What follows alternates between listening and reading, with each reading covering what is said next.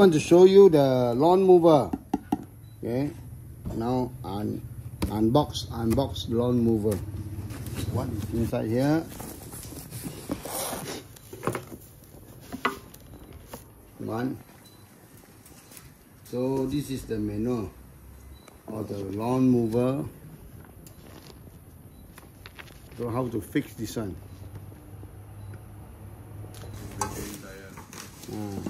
This is the knife for cutting the grass. So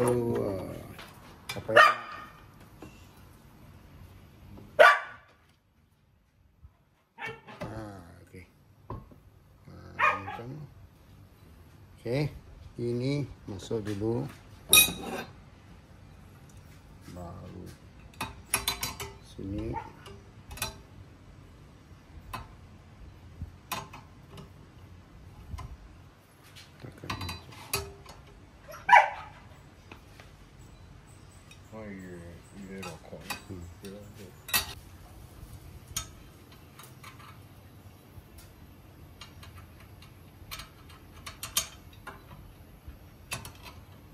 Pasang dulu.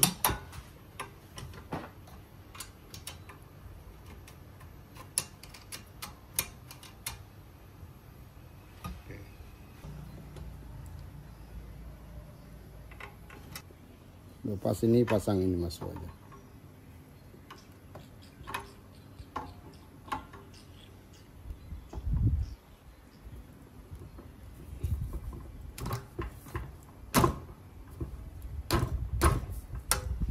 Okay. Okay. This one you put inside here. Tunjuk, huh? Yes, then this one.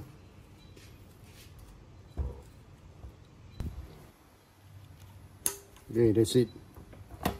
Then this is the adjustment of the grass.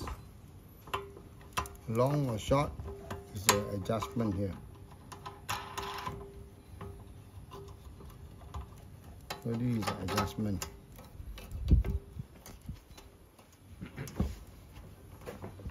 Okay.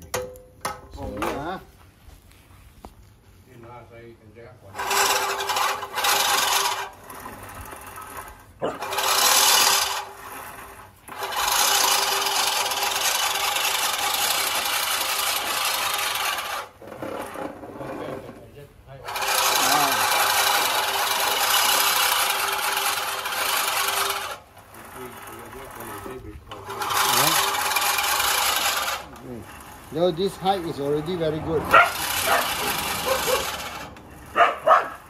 Okay.